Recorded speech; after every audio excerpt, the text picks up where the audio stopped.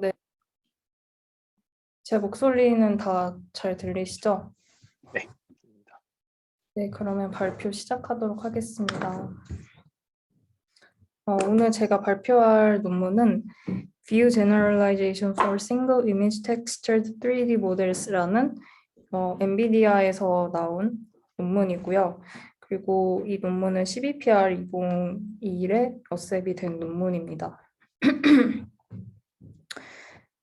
먼저 지금 이 논문에서 다루는 프로블럼 세팅에 대해서 간략하게 설명을 해드리겠습니다. 일단 이 논문의 제목에서도 보이듯이 이제 Single Image Textured 3D Models라는 게 이제 인풋으로 이런 한 장의 싱글 2D 이미지가 주어졌을 때 이 2D 이미지만을 가지고 이런 3D 형태의 메쉬 쉐입과 그리고 이 메쉬 쉐입에 해당하는 이 텍스처를 이제 만드는 그런 모델을 고안하는 그런 태스크인데요. 이제 이전에 이거를 했던 베이스라인 모델들이 이제 뭐 CMR이라는 애가 있고 DIBR이라는 이런 애들도 있는데 이제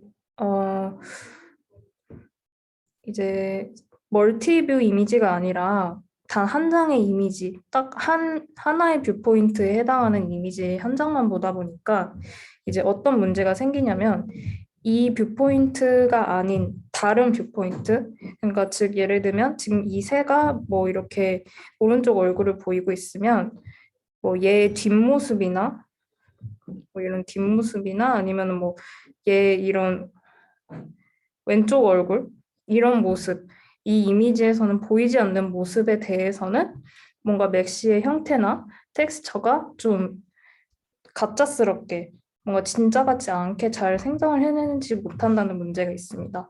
그 문제를 이제 뷰 제너럴라이제이션 프로블럼이라고 얘기를 합니다.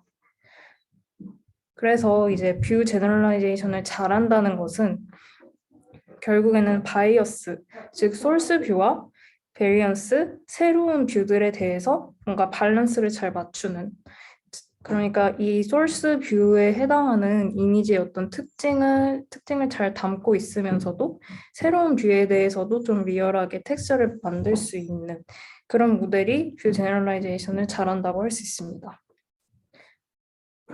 그래서 뭐 쉐어 디테일스라는 거는 이제 뭐 이 모델이 학습을 하면서 뭐 새 부리가 여기 있고 뭐 새 눈이 여기 있고 이런 거에 대한 정보를 모델이 이제 잘 학습을 할 수 있도록 그렇게 해줘야 된다는 이야기입니다.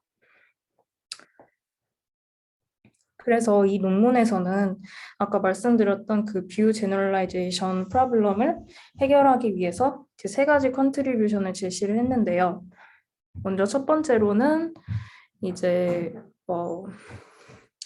이 메쉬를 이제 생성을 한다 그랬잖아요. 이 메쉬를 생성을 할 때 메쉬한테 이제 변형을 주게 됩니다. 이게 이제 네, 뒷부분에 가서 이거에 대한 자세한 이야기는 설명을 하겠고요. 뭐 여기서 이제 말하고자 하는 거는 이 메쉬를 변형을 줄 때 이제 뭐 변형을 좀 세게 줄 건지 아니면 좀 약하게 줄 건지 그런 거를 이제 사람이 좀 컨트롤할 수 있는 그런 요소를 제공을 해준다는 이야기고요. 그리고 이제 좀 리얼하게 3D 모델을 만들기 위해서 이제 사이클 컨시스턴시 로스를 응용을 했습니다. 그리고 이제 이전 이런 베이스라인들 같은 경우에는 이제 이 모델의 성능을 측정을 하기 위해서 MIOU라는 이거를 썼습니다. 이 매트릭을 썼는데 이게 이제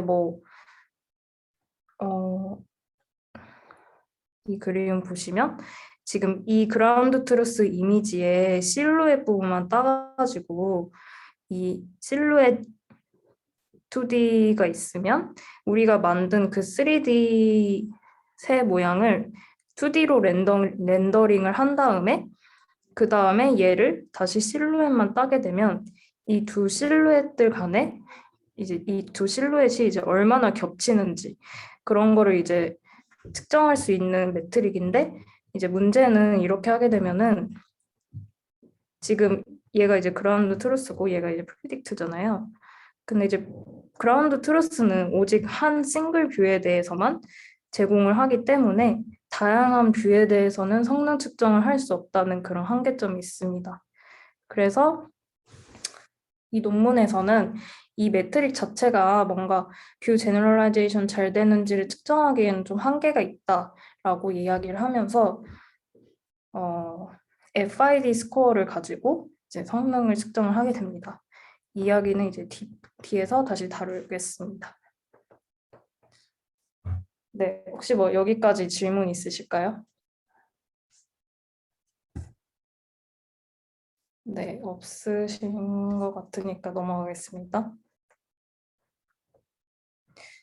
그래서 이제 이 논문에서 이제 가장 이제 베이스라인 모델로 삼고 있는 모델이 이 디퍼런셔블 렌더러라는 닙스 2019에 나온 그 모델인데요.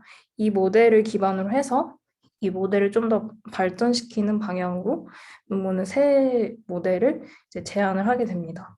그래서 이 모델에 대해서 설명을 해드리자면 이제 렌더링이라는 것은 어떤 3D 모델이 있을 때 걔를 2D 이미지로 프로젝션이라고 해야 되나요? 2D 이미지로 이제 표현을 하는 건데, 그러니까 뭐 쉽게 말하면은 뭐 새가 이렇게 있으면은 3D 새가 있으면은 얘를 이제 어떤 뷰포인트에 대해서 촬영을 하는 거라고 생각을 하시면 됩니다. 그래서 촬영은 뭐 여기 이렇게 보면서 촬영할 수도 있고 이쪽에서 보면서 촬영할 수도 있고 뭐 이쪽에서 봐서 촬영을 할 수도 있잖아요. 그래서 이제 어떤 카메라 포인트를 정해서 3D 이미지를 이렇게 촬영을 하는 거. 그게 이제 렌더링이라고 생각을 하시면 되는데요. 보통 이제 오픈 소스 툴인 뭐 오픈 GL이나 뭐 이런 렌더링 툴이 있는데 그 렌더링 툴들은 이렇게 세 가지 스텝으로 이루어지게 됩니다. 먼저 첫 번째 벌텍스 쉐이더는 이제 3D의 그 3D 벌텍스, 3D 쉐입에 있는 이런 꼭지점들을 이제 2D 플레인으로 프로젝션 시키는 것을 말을 하고, 그리고 레스터라이제이션, 이거는 어떤 픽셀이 어떤 방식으로 뭔가 커버가 될 건지를 결정하는 단계고요. 그리고 프래그먼트 쉐이더는 이제 각 픽셀이 어떤 방법으로 이제 컬러링이 될 건지 이제 결정하는 단계입니다. 계산을 하는 단계이고요. 근데 이제 이 두 가지는 이제 디퍼런셔블 하는데 이 레스터라이제이션이 넌 디퍼런셔블 하단 말이에요. 그래서 이 렌더링이라는 프로세스 자체를 뭔가 3D로 렌더링이라는 프로세스를 뭔가 뉴럴넷으로 이렇게 표현을 하려니까 좀 한계가 있다는 거죠. 그래서 이 넌 디퍼런셔블한 부분을 이제 이 부분을 이제 좀 디퍼런셔블하게 바꾸기 위해서 이제 뭔가 데리베티브를 결정할 수 있도록 이 사람들이 이제 고안을 했고요. 자세한 내용은 이 논문을 참고를 하시면 되고, 그래서 뭐 결론적으로는 렌더 3D를 이제 2D로 바꿔주는 이 렌더러를 이제 다 디퍼런셔블하게 만들어서 뭔가 뉴럴넷으로 바꾸어 주었다. 그러니까 이 논문의 핵심이고요. 그래서 이 논문에서 보는 이제 프로세스는 이렇게 인풋 이미지가 있을 때 얘를 이제 각각의 컨브 네트워크를 통과를 시켜서 메쉬 아웃과 그 라이트의 아웃풋 그리고 텍스처 맵에 대한 정보를 이렇게 생성을 해줍니다. 그렇게 한 다음에 이 세 가지 요소를 아까 우리가 봤던 그 디퍼런셜 렌더러에 넣어주게 되면 이 메쉬에다가 이 텍스처를 입혀가지고 어떠한 그 카메라 포인트에서 이제 촬영을 한 그 렌더드 이미지가 나옵니다. 근데 이때 카메라 포인트는 이제 이 인풋 이미지와 동일한 카메라로 이제 들어가게 되니까 이제 얘랑 비슷하게 이렇게 촬영이 되게 되는 거죠.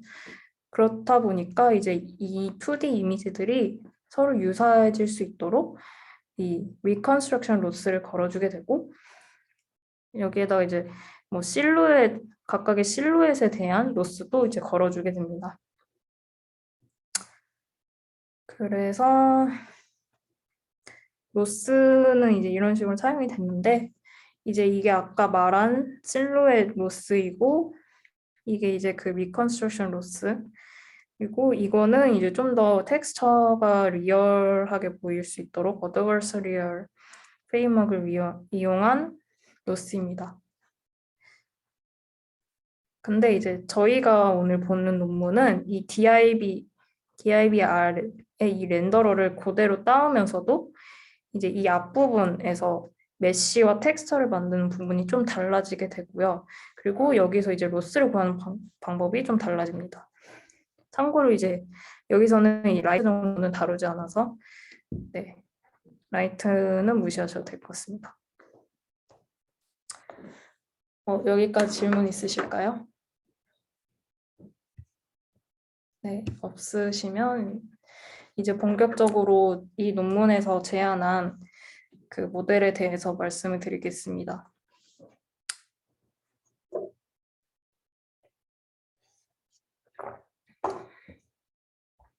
그래서 이제 아까 봤던 DIBR이 여기에 쓰이게 되고요.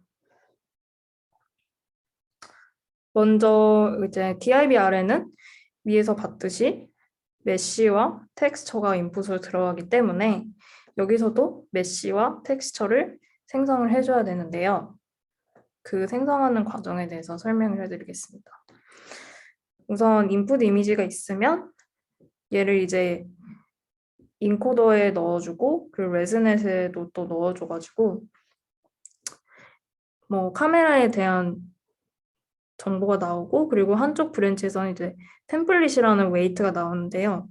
얘는 이제 뭐냐면 이게 원래 이 인풋 이미지의 메쉬를 예측을 할 때 이제 보통 두 가지 방식으로 이루어지게 되는데 첫 번째로는 이런 스피어, 뭐 구나 아니면은 이런 기본적인 메쉬를 가지고 얘를 이제 뭔가 변형을 줘가지고 뭐 이런 식으로 만들어주는 그런 방법이 있고 또 하나는 처음부터 이 자동차의 3D 메쉬가 있으면 얘에다가 조금 변형을 줘가지고 우리가 보고 있는 자동차와 유사한 메쉬를 만들어주는 그런 방법이 있습니다. 아무래도 얘는 이제 구해서 이런 자동차를 만들어야 되기 때문에 좀 많이 복잡하다는 점이 있죠. 많이 변형을 줘야 되고 그래서 이제 이 자동차의 기본적인 메쉬 템플릿이 있으면 조금만 변형을 줘도 우리가 원하는 느낌으로 만들 수 있기 때문에 이렇게 이니셜 메쉬 템플릿을 이제 변형을 줍니다.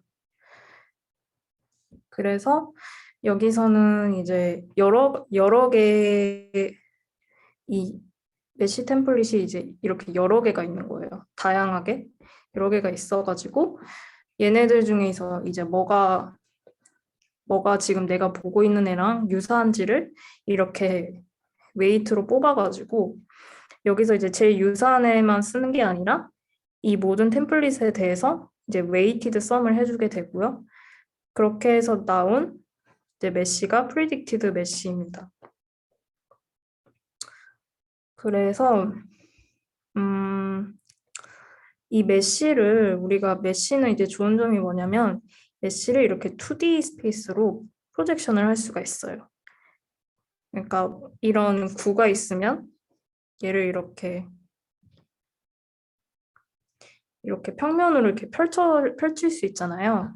그런 원리를 사용을 해서 이 3D 쉐입을 이렇게 2D에다가 매핑을 해주게 되는데 그것을 UV 맵이라고 하고요. 그래서 우리가 이제 아까 위에서 말했듯이 이 메쉬 템플릿을 이렇게 변형을 줘야 된다고 했잖아요. 그래서 그 변형을 어떻게 줄 건지 또 이제 관건이 되는데 기존 연구들 같은 경우에는 기존 연구들은 이렇게 UV 맵이 있으면 각각이 이제 어떤 이 메쉬를 이루는 꼭지점들일 거 아니에요. 그래서 이 꼭지점들에 대해서 뭔가 리니어 레이어를 태워가지고 리니어 레이어를 태워서 이제 각 꼭지점들을 이제 각각 이제 독립적으로 변형을 주는 식으로 이제 진행을 했었는데 여기서는 그게 아니라 이제 디포메이션 맵이라는 걸 사용을 해가지고 이 각각을 변형을 시키는 게 아니라 얘네를 이런 식으로 묶어가지고 뭔가 컴브 필터 쓰듯이 이런 식으로 묶어서 뭔가 이 같은 리전에 있는 애들끼리는 같이 변형이 되도록 뭔가 그러니까 이웃들끼리는 뭔가 변형이 같이 되도록 하게 하는 그런 식으로 이제 변형을 주게 됩니다. 그래서 이렇게 하다 보면 이제 모든 벌텍스에 대해서 하는 게 아니다 보니까 컴퓨테이션 부분에서도 굉장히 효율적이게 되고요. 그리고 아까 말했다시피 이제 벌텍스들이 독립적으로 바뀌는 게 아니라 이제 뭔가 서로 이제 연관관계를 유지하면서 바뀌게 되고 그리고 이제 또 하나 좋은 점은 이 디포메이션 맵의 해상도에 따라서 변형 정도가 이제 결정이 된다는 것입니다. 예를 들면 이제 이 디포메이션 맵의 크기가 2x2라고 했을 때 2x2라고 하면은 뭐 예를 들면 이렇게 바뀌겠죠? 그러면 이 한 영역에 있는 애들끼리는 변형이 같이 되기 때문에 아무래도 이렇게 변형을 많이 줄 수 있지가 않잖아요. 이렇게 다 같이 움직여야 되다 보니까. 근데 그게 아니라 디포메이션 맵의 크기를 뭐 8x8로 바꾸면 이런 식으로 해서 좀 이 영역이 작아지잖아요. 그렇다 보니까 이제 변형을 좀 더 다양하게 줄 수가 있습니다. 그래서 이제 사람이 이 디포메이션 맵의 그 해상도를 결정함으로써 뭔가 디포메이션을 좀 플렉시블하게 줄 건지 아니면 좀 리지드하게 줄 건지를 이제 결정할 수 있도록 하였습니다. 그래서 그렇게 하면은 이제 이런 결과가 나오는데요. 아까 이제 말씀드렸다시피 이 DOD라는 거는 degree of deformation이라고 해서 그 디포메이션 맵의 사이즈를 말을 하는 거고요. 그래서 DOD가 만약에 4면은 그 맵의 사이즈가 2x2고 얘는 4x4고 뭐 8x8 16x16 32x32 이렇게 되게 됩니다. 그래서 이제 이 해상도가 높을수록 이제 그 디포메이션이 이렇게 잔잔하게 들어가다 보니까 좀 더 변형이 이제 잘 될 수 있어요. 그리고 얘는 반면에 이제 변형이 크게 들어가니까 이제 변형을 이제 하는데 좀 어느 정도 한계가 있겠죠. 그래서 여기서도 보시면 DOD가 높은 경우에는 이렇게 새 뿌리라든지 이런 다리 뭐 이런 디테일한 이런 뾰족한 부분들이 이제 잘 살아났는데 DOD 4일 때는 이제 전혀 없죠. 그런 차이점을 볼 수가 있고요. 그래서 이제 이렇게 하면 좋은 점이 이제 뭔가 데이터 셋마다 이제 뭔가 우리가 추구하고자 하는 그런 메쉬의 변형 정도가 다르기 때문에 그런 거를 이제 좀 유저가 선택을 해서 변형을 줄 수 있다라는 거고요. 그래서 여기서는 이제 이 세 데이터셋 이거는 CUB라는 데이터셋인데요. 이거에 대해서는 DOD를 256을 썼고요. 그 차 데이터셋이라고 이제 파스칼 3D 데이터셋이 있거든요. 얘는 이제 DOD를 4를 썼습니다. 아무래도 이제 새들은 이제 이렇게 앉아 있는 모습도 있지만 이렇게 날개를 펼치는 모습도 있고 되게 다양하거든요. 그렇다 보니까 DOD를 세게 준 것 같고 차는 이제 적당히 이런 식으로 생겼다 보니 DOD를 좀 약하게 준 것 같습니다. 그리고 이제 이게 아까 말씀드렸던 그 메시 템플릿에 대한 이야기인데요. 이거는 이제 그 차 데이터셋에 대해서만 메시 템플릿을 여러 개 써서 이렇게 웨이티드 썸을 하는 방식을 썼고요. 네, 아까 얘기해서 넘어가겠습니다. 그래서 그렇게 해서 메시를 이제 변형을 준 다음에 그리고 이제 이 텍스처 이 디코더에서 나온 이 텍스처 맵을 가지고 이제 디프런셔블 렌더러에 넣어주게 되면 2D 이미지가 나오게 되고 또 걔의 실루엣이 나오게 됩니다. 그래서 이때 이제 이 2D 이미지와 인풋 이미지 간의 리컨스트럭션 로스와 퍼셉추얼 로스 그리고 이 실루엣들 간의 또 실루엣 로스 또 이제 추가적으로 카메라 로스와 키포인트 로스, 디포메이션 레귤라이제이션, 라플라시안 로스 이런 식으로 있는데 이 내용은 이제 그 DIBR이나 다른 베이스라인 논문들에서 썼던 그 로스를 그대로 다 들고 온 거라서 여기서는 추가적인 설명을 안 하겠는데 궁금하신 분이 계시면 간략하게 설명해드리겠습니다. 그런 게 없으면 이따 넘어가겠습니다. 그리고 이제 이 논문에서 또 다른 컨트리뷰션은 이 사이클 컨시스턴시를 로스텀에 도입을 했다는 건데요.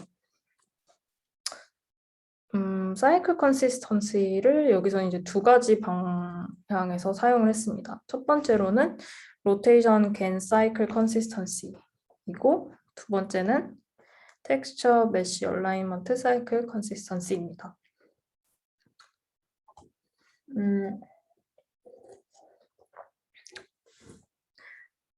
이 로테이션 겐 사이클 컨시스턴시 같은 경우에는 이제 겐로스를 써서 이제 좀 싱글 뷰가 아니라 다양한 뷰로 렌더링된 이미지가 좀 리얼하게 보일 수 있도록 한 로스인데요. 먼저 인풋 이미지가 들어왔을 때 이거 이제 디프런셔블 렌더를 통과하면 이렇게 렌더링된 이미지가 나오잖아요. 근데 이 카메라 1 같은 경우에는 지금 이 인풋 이미지와 이제 똑같은 카메라 포인트를 가지고 있기 때문에 카메라 뷰 포인트를 가지고 있기 때문에 이제 얘가 지금 보고 있는 그 각도라고 해야 되나 그게 같아요. 근데 문제는 이제 뷰 제너럴라이제이션 프로블럼을 해결하려면 새로운 각도에서 또 이제 리얼하게 나와야 되는 거잖아요. 그렇다 보니까 이 카메라 1이 아니라 완전 새로운 그 카메라 뷰포인트에 대해서 렌더링을 해보는 거예요. 그래서 이제 그렇게 이제 렌더링이 된 이미지가 이거고 이제 이 이미지가 있으면 얘도 이제 이미지니까 얘도 이제 똑같이 메쉬와 텍스처로 나뉠 거고 얘네를 다시 렌더러에 넣어주게 되는데 이때 렌더링을 할 때 다시 이 원래 그 카메라 각도로 이제 렌더링을 해주게 됩니다. 그러면 이제 이렇게 지금 이 이미지와 똑같은 각도에서 촬영이 된 이미지가 생기겠죠? 그러면 얘와 이 인풋 이미지 간에 이 리컨스트럭션과 퍼셉추얼 로스를 구해주게 됩니다. 그러니까 즉 얘가 이제 이렇게 한번 갔다가 또 사이클을 돌고 와서 다시 이제 원본이랑 비슷하게 나온 거니까 이게 뭔가 사이클 컨시스턴시를 사용을 했다고 볼 수 있겠죠. 그리고 이 중간 단계에서 생성된 이 이미지는 이제 유닛 디스크리미네이터에 이제 페이크로 들어가게 되고 리얼로 이 인풋 이미지가 들어가서 이제 겟로스를 또 구해주게 됩니다. 이렇게 하게 되면 이 중간 단계 이 노블 뷰포인트에 대해서 렌더링된 애는 이제 리얼하게 만들면서도 얘를 이제 다시 사이클에 태워서 이제 다시 원래대로 돌아왔을 때 이때 이제 인풋 이미지와 좀 유사하게 만들어주기 때문에 뭔가 새로운 뷰포인트에 대해서 잘 만들면서도 이 인풋 이미지와 컨시스턴시는 유지할 수 있도록 하게 하는 게 이 로스의 포인트입니다. 그리고 그 다음 로스는요. 텍스처와 메쉬의 얼라이먼트를 맞추는 사이클 컨시스턴시인데요. 아까 말씀드렸다시피 이제 모델이 오리지널 뷰포인트에 대해서는 너무 잘하는데 그렇지 않은 포인트에 대해서는 잘 못했잖아요. 그 문제를 해결하기 위해서 이제 랜덤하게 두 이미지를 고르고 그 이미지들의 이제 메쉬와 텍스처를 이제 각각 뽑아줍니다. 그 다음에 중요한 것은 이 X1의 메쉬와 X2의 텍스처를 디프런셔블 렌더러에 넣어서 렌더링을 시켜줍니다. 반대로 X1의 텍스처와 X2의 메쉬를 렌더러에 넣어서 렌더링 해줍니다. 즉 이제 서로의 텍스처 메쉬를 스왑을 해주는 건데요. 이렇게 한 다음에 그때 이제 텍스처를 뽑아서 이 텍스처를 다시 우리의 그 X1 메쉬에 대해서 메쉬와 함께 또 렌더링을 해주게 되면 이제 이렇게 나오고요. 또 이제 얘의 텍스처를 또 뽑아서 얘를 우리의 그 메쉬와 다시 합쳐서 렌더링을 해주게 되면 네, 이렇게 나옵니다. 네, 이렇게 나오고 이렇게 나오고 이렇게 나오고 이렇게 나오겠죠? 그래서 그렇게 해서 나오는 이 렌더링된 이미지를 또 이제 인풋 이미지와 또 리컨스트럭션 로스와 퍼셉션 로스를 구해주는 거죠. 이렇게 하게 되면은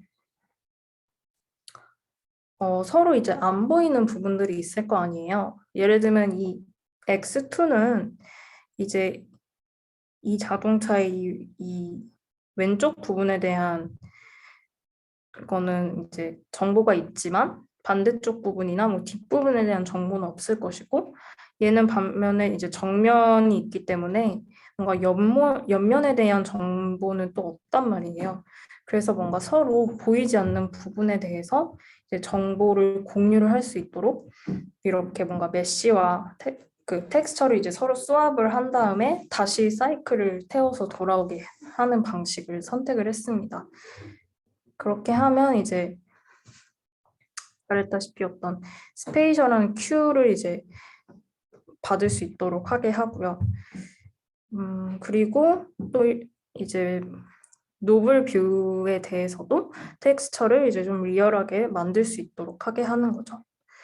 그래서 이런 학습을 반복을 하다 보면 이제 모델이 뭐 이 자동차가 가지는 그런 일반적인 정보들, 뭐 창문은 여기 있고, 뭐 헤드라이트는 여기 있고, 문은 여기 있고 이런 기본적인 정보를 모델이 학습을 할 수 있도록 얘가 이제 도와주는 역할을 합니다.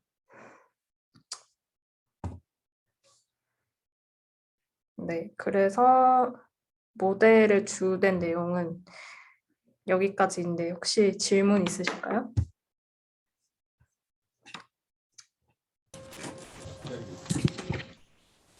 혹시 템플릿 베이시스는 어떻게 뽑는 건가요? 템플릿 베이시스는 이제 여기서 그 자동차 같은 경우에는 아마 7개 정도의 템플릿을 쓴 걸로 알고 있어요. 그래서 다양한 형태의 이제 템플릿들이 있으면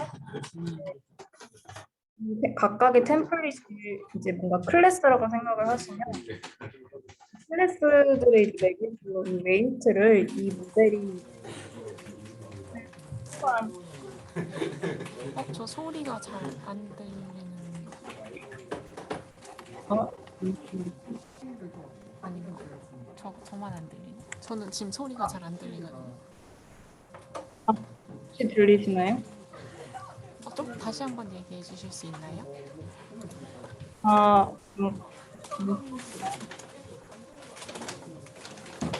저는 좀 잘 안 들리는 것 같아요.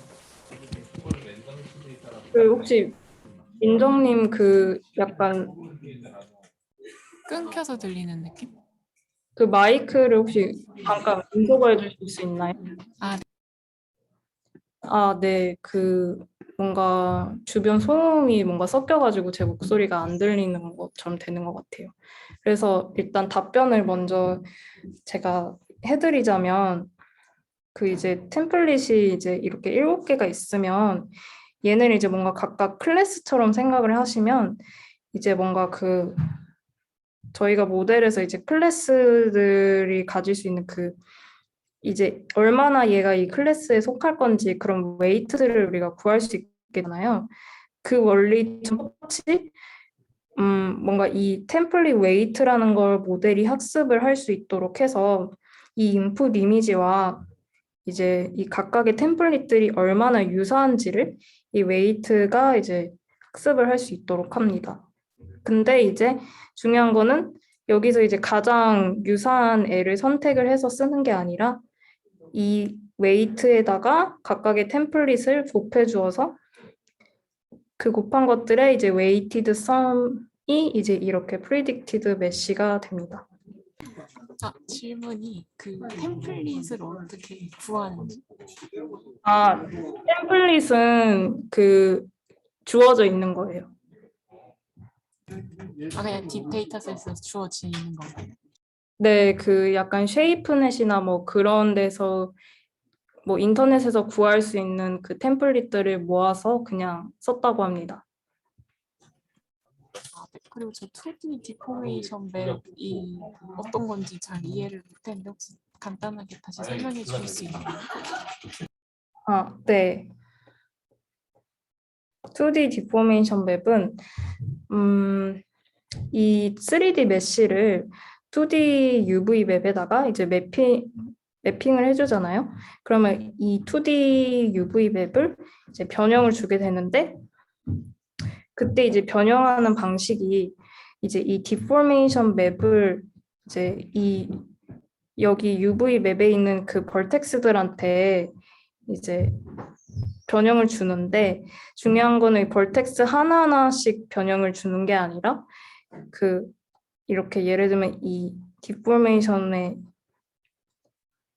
이런 애들이 이제 이런 식으로 펼쳐진다고 생각하시면 됩니다. 그래서 이 영역에 있는 아이들끼리는 같이 변형이 될 수 있도록 하게 하는 게 이 디포메이션 맵입니다. 네. 그러면은 이제 처음에 UV 맵이 나왔을 때는 메쉬랑 온라인이 안 돼 있는데 그게 2D 디포메이션 맵을 거쳐야 온라인이 되는 건가요? 음, 그냥 이제 이 프리딕티드 메쉬가 있으면 얘를 이제 조금 더 가공을 하기 위해서 이 디포메이션이 있는 거죠. 그러니까 이렇게 바로 써도 되지만 이거보다 더 유사하게 인풋 이미지와 비슷한 메쉬를 만들고 싶기 때문에 그런 이 인풋 이미지에서 오는 정보를 이 디포메이션 맵에 담아서 이 프리딕티드 메쉬의 벌텍스들을 변형을 해주게 되는 거죠. 네, 감사합니다.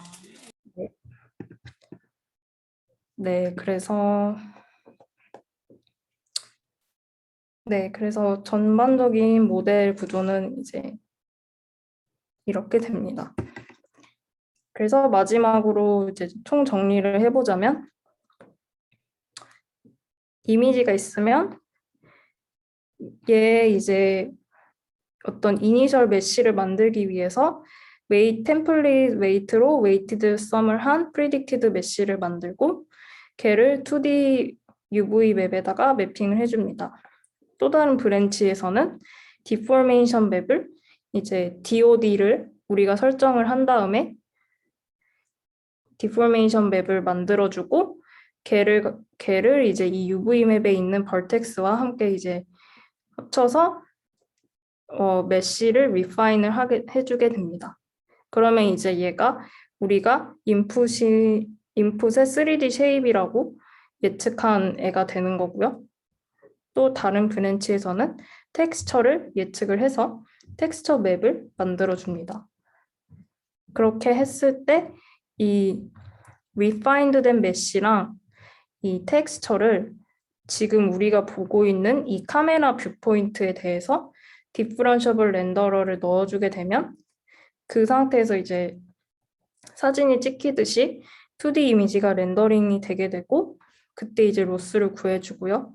또 그때 말고 이 뷰포인트 말고 다른 뷰포인트로 촬영을 하고 우리의 텍스처를 넣었을 때 다른 각도에서 보는 렌더링된 이미지가 나오게 되겠죠. 이 이미지에 대해서는 이 로테이션 겐 사이클 컨시스턴시 로스를 적용을 해주게 됩니다. 거기에다가 추가적으로 이제 랜덤하게 어떤 한 쌍의 이미지를 골라서 서로의 메쉬와 텍스처를 수합을 해서 렌더링을 한 후에 이 렌더링 된 애를 다시 텍스처를 뽑아내서 원본 메쉬와 다시 합쳐주게 됩니다. 그렇게 하게 되면 우리가 가진 인풋 이미지와 유사한 애가 나오니까 또 걔네들 간에 리컨스트럭션 로스를 걸어주게 됩니다. 네, 이게 다고요. 그래서 실험을 하였는데요. 이제 이 DIBR이 그 디퍼런셔블 렌더러이고요. RS는 그 템플릿 메쉬의 개수를 오직 싱글 하나로만 쓴 애고 얘는 이제 여러 개를 썼을 때 그리고 이건 로테이션 사이클 컨시스턴시를 추가했을 때 그리고 얘는 텍스처 사이클 컨시스턴시까지 추가했을 때 그래서 얘가 이제 최종적인 모델이 됩니다. 그래서 뭐 결과를 보시면 DIBR은 확실히 이제 내가 보고 있는 뷰포인트가 아닌 다른 각도에서는 막 이렇게 메쉬의 형태가 좀 찌그러져 있고 그리고 뭔가 텍스처가 좀 선명하지 못하다는 그런 한계가 있습니다. 그런데 이제 RS 같은 경우에는 아무래도 좀 메쉬의 쉐입이 조금 개선이 되었고요.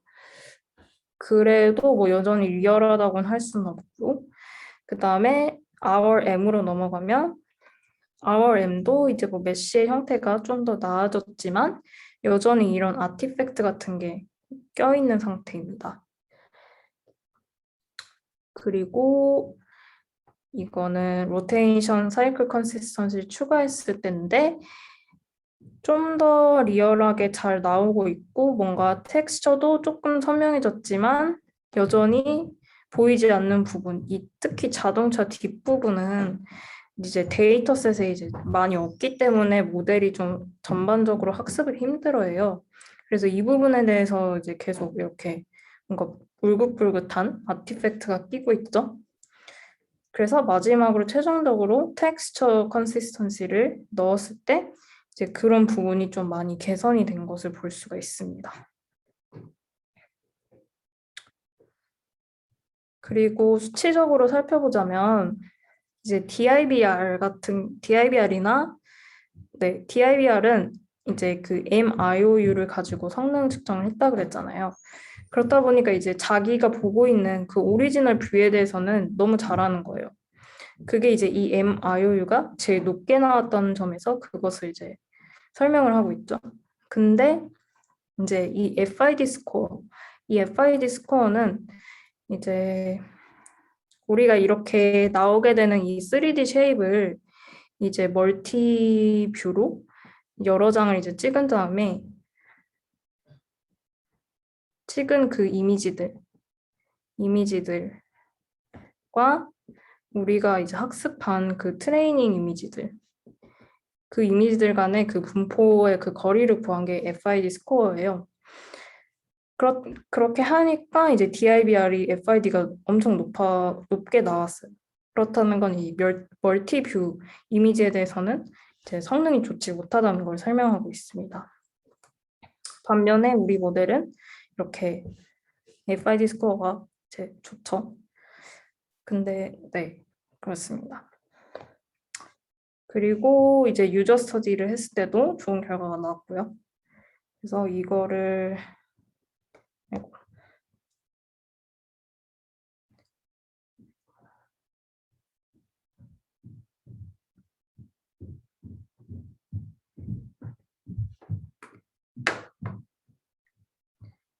이게 이제 움직이는 영상이 나와 있는데요.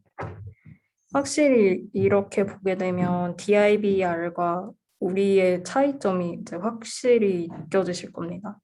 이런 메쉬 형태나 텍스처 같은 게 아무래도 우리께 더 선명하고 좀 리얼하게 나왔죠. 이런 이제 얘는 이렇게 막 메쉬가 막 전반적으로 찌그러지고 그렇게 나오게 됐습니다. 네. 그리고 이제 새 데이터에 대해서도 해봤는데 이제 뭐 그때도 잘 나왔다고 이야기를 하죠. DIBR은 이렇게 뭐 뿌리나 이런 부분, 다리나 이런 부분이 이렇게 다 잘려 있지만 우리 모델은 이제 비교적 잘 하고 있죠. 그리고 이제 보이지 않는 뭐 이런 뒷부분이나 그런 부분에 대해서도 비교적 리얼하게 만들고 있다라고 이야기를 하고 있습니다. FID도 낮게 나왔고요. 네. 제가 발표할 내용은 여기까지이고요. 혹시 질문 있으실까요?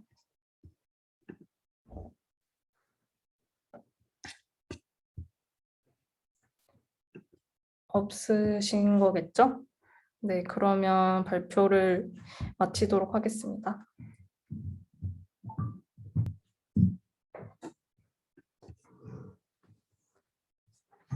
안녕하세요. 네.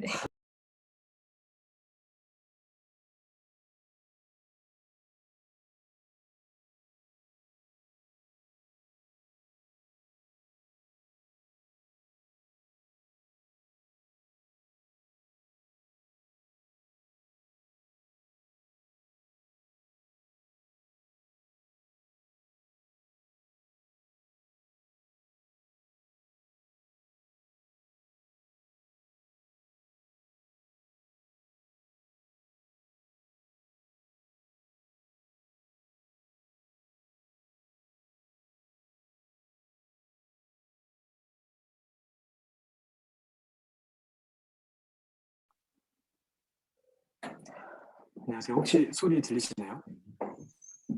네, 잘 들립니다. 네. 그러면 발표 시작하도록 하겠습니다. 제가 오늘 공유드릴 내용은 이제 그 얼반스 세그멘테이션에서의 이제 도메인 제너럴라이제이션에 대한 내용이고요.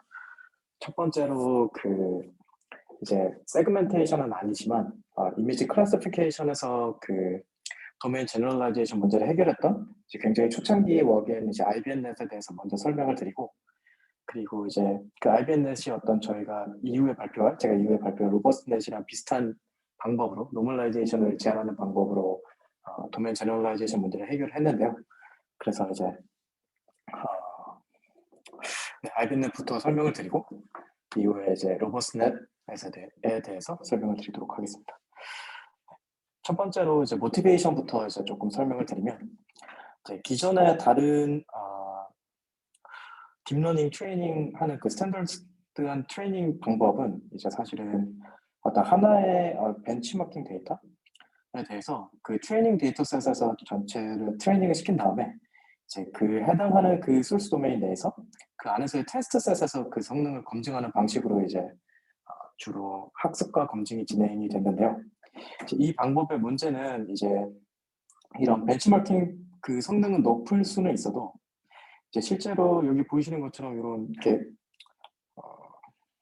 이 데이터셋 썼을 때 여기서 이제 성능이 80%가 나온다고 한들 실제 이 모델을 실제 리얼월드에 데려갔을 때 굉장히 이 데이터셋에 나오지 않는 다양한 어떤 이미지들, 다양한 환경, 다양한 스타일들이 나오게 될 텐데, 그때의 성능은 이 성능이 높다고 이때의 이제 리얼 퍼포먼스가 보장이 되는 거는 아니잖아요. 그렇기 때문에 이제 도메인 제너럴라이제이션 문제는 어떤 기존의 하나의 소스 도메인에서만 그 학습과 검증을 진행하는 것이 아니라 어떤 이런 임의의 이제 실제 리얼월드로 갔을 때 어떤 임의의 언신 데이터셋에 대해서 성능을 최대한 높여보자라고 하는 이제 태스크입니다. 그래서 지금 보시면은 이제 보여드린 이쪽이 트레이닝 데이터셋인데요. 이게 이제 시티스케이프스라는 어떤 독일의 그 특정 도시들에서 굉장히 정제된 앵글에 항상 같은 차에 항상 밝은 날씨 그리고 특정 계절에만 이제 촬영한 데이터셋입니다. 그렇기 때문에 이 데이터셋을 사실 시멘틱 세그멘테이션 하는 이제 많은 웍들이 이걸 벤치마킹 용으로 쓰는데요. 여기서의 성능은 상당히 높습니다. 보통 이제 소타 찍는 모델들이 이제 83, 뭐 이렇게 리더보드에서 83 정도 나오거든요. 굉장히 높은 수치고, 근데 이 모델을 이제 실제 이거 자동차에 실어서 이걸로 이제 오토노머스 드라이빙을 한다고 하면 당연하게도 여기에는 항상 낮에 항상 맑은 날씨에 비도 안 오고 눈도 안 오고 똑같은 독일 도시에서만 동작을 했기 때문에 이런 밤이 되거나 날씨가 바뀐다거나 어떤 다른 스트럭처가 나왔을 때 혹은 다른 나라로 갔을 때 그때의 성능을 보장하지 못하게 됩니다. 네, 그래서 이러한 그 주로 이렇게 그 언슨 도메인에 대해서 굉장히 심각한 퍼포먼스 디그레이션이 생기는데 이러한 것을 막고자 하는 게 요 이제 도메인 제너럴라이제이션의 모티베이션이고요. 그래서 이제 제 로버슨에서 설명하기 이전에 이전 CCP 2018에 나왔던 IBNet에 대해서 먼저 설명을 드리도록 하겠습니다.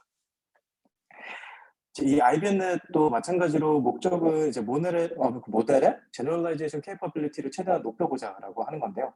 이제 특이하게도 보통 이제 제너럴라이제이션을 높여보자 이거 하나의 목적만 있는데 이거 같은 경우에는 그 트레인한 그 소스 도메인에서의 성능 또한 동시에 높여보자라고 하는 게 약간 이 웍의 모티베이션이고요. 사실 모티베이션이라고 하기는 좀 그렇지만 결국에 나타난 그 결과가 그렇게 되고요.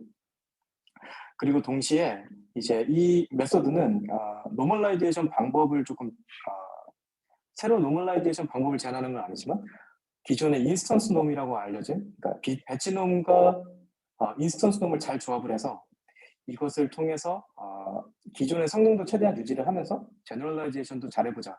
그래서 이 배치 놈과 인스턴스 놈에 대해서 많은 탐구를 한 논문입니다.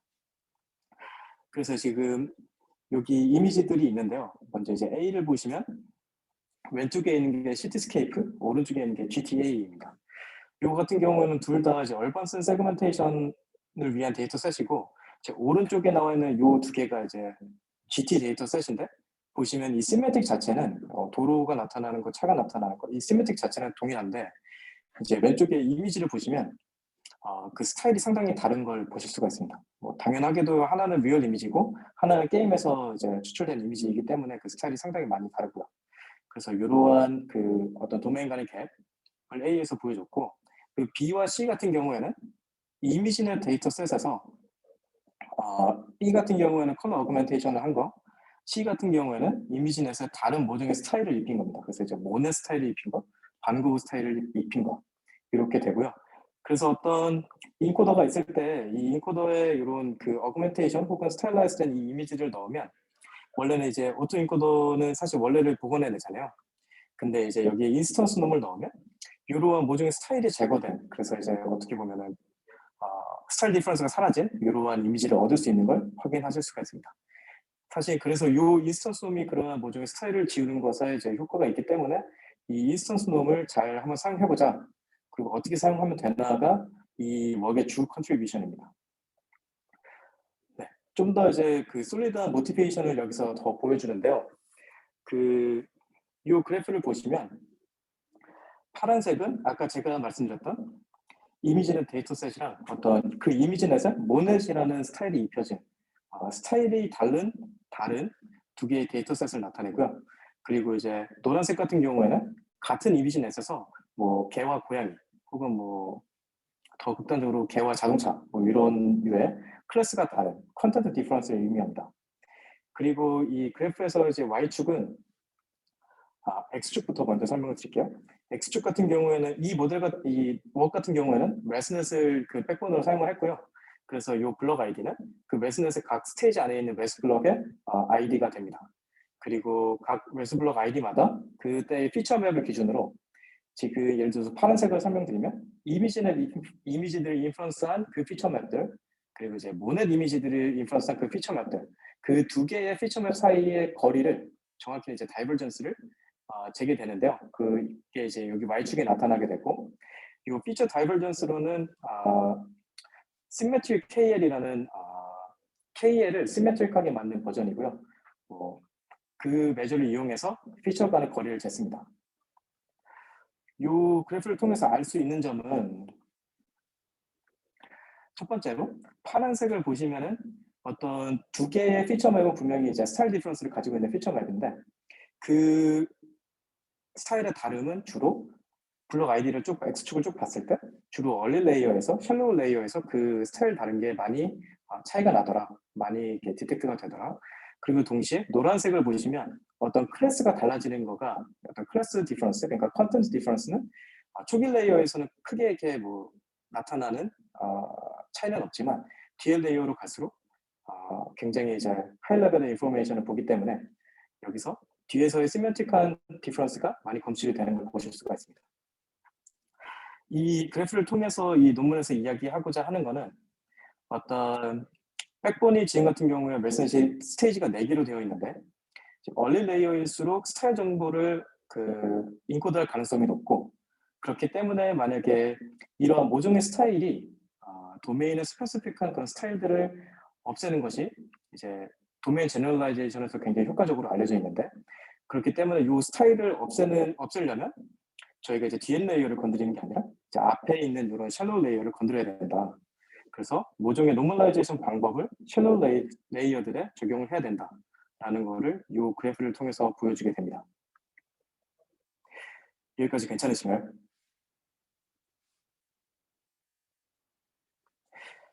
네, 넘어가도록 하겠습니다. 네, 그 다음은 이제 배치놈과 인스턴스 놈인데요.